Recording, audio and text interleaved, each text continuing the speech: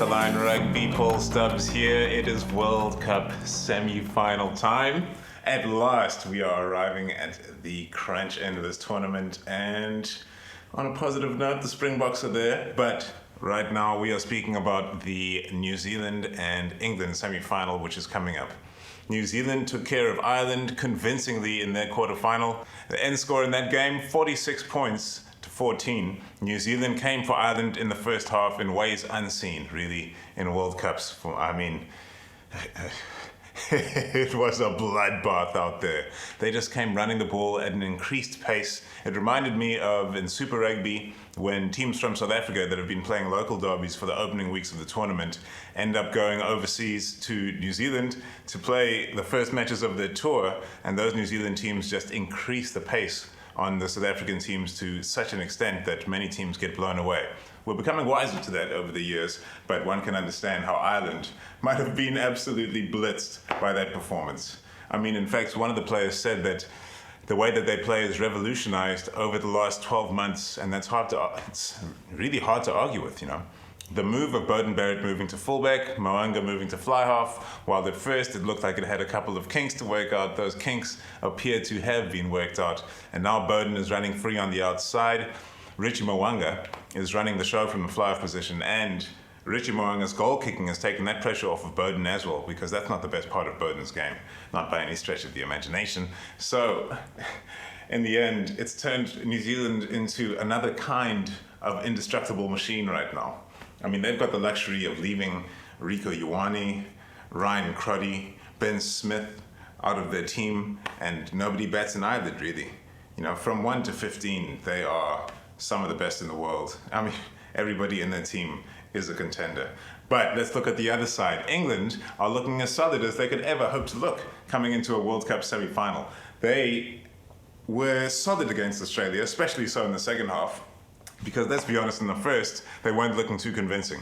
They went in 17 points to 9 in the lead, and that they really should have been further ahead of a team like Australia. Australia are not playing great rugby right now, although at a World Cup they do tend to step up. Michael Cheika did amazing work at the last World Cup. In fact, knocked England out with their performance in the group stage. So sweet revenge for the English. But will they be able to overcome the New Zealand juggernaut this weekend? And a juggernaut it is. These All Blacks are looking pretty solid to get to the final once again and claim 3 World Cups in a row. That's an unacceptable situation, and there may only be one team that can stop them, and they might just play in green and gold. There's been a war of words between Eddie Jones and Steve Hansen. If there can be a war of words with Steve Hansen, he always plays it so cool that it's impossible really to break through that steely exterior. But Eddie Jones will always give it a stab. He said that he's been spied on at his camp. I didn't even bother to read that article. I just thought that's classic Eddie Jones stuff. And Steve Hansen also, he said that England are not the All Blacks' main rivals. Those happen to be the Springboks, because we play all the time, the history that we have, the intensity of our matches. I mean, he's spot on. He's 100% right, isn't he? Steve Hansen knows what he's talking about. Who would dispute him? Yeah, New Zealand and South Africa, that rivalry is a classic. And unfortunately, England and New Zealand, it does not have the same weight.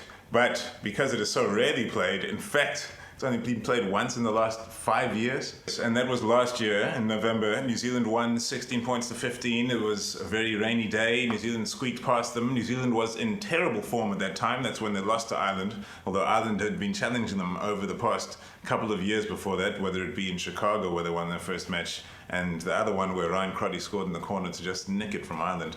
It's been so close between these teams coming into this World Cup, which must have filled the Ireland fans with hope.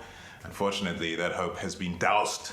It has been doused significantly. Okay, let's talk about England, because Tom Curry and Sam Underhill, the kamikaze twins on the flanks as they're called, those guys are looking like the real deal. I mean, the amount of energy that they have, it's insane. They are playing at a high level. They're going to challenge New Zealand, who are going into this game with Scott Barrett playing on the flank instead of Sam Cane, who moves to the bench.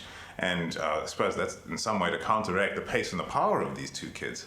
These guys are savage. And then Billy Vunipola at the back. Then you got Kieran Reid on the other side. I mean, you're approaching the pinnacle of rugby union right here. These are two of the best teams in the world. Almost every single name that you mention on this field is going to be one that sets your heart aflutter if you're a real rugby fan. And the upfront battle is going to be intense. Carl Sinclair is playing another kind of rugby right now, you know?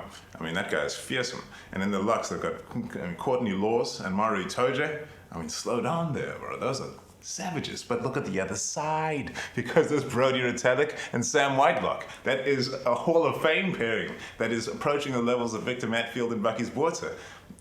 What an exciting game this is going to be. That's just the forward battle that we're talking about. You know, going back from there, though, I think that New Zealand start to get the edge on this English side, who have also, in the centres, they have moved Owen Farrell back to the inside centre, and they're playing George Ford at 10, so they're going to be doing a lot of tactical kicking. Territory is going to be key, but if they kick badly to Bowden Barrett, they should be aware of the counter-attack possibilities of this team, including Sivu Rees and Bridge on the other side as well. It's a free-for-all in this New Zealand side. Jack Goodhue at the outside centre is playing superb rugby. Manasamoa Tuolangi is going to be directly across from him, and I don't think Jack Goodhue fears anything in this world, let alone Manasamoa Tuolangi. And Manu was the reason that the English won the last match that they did against New Zealand. And if you're wondering when the last time England beat New Zealand was, that was way back in 2012 at Twickenham, of course, because England never play anywhere else. So I've got a bit of a gripe against them, and I would prefer if New Zealand beat them because I would like for the Boks to meet New Zealand in the final.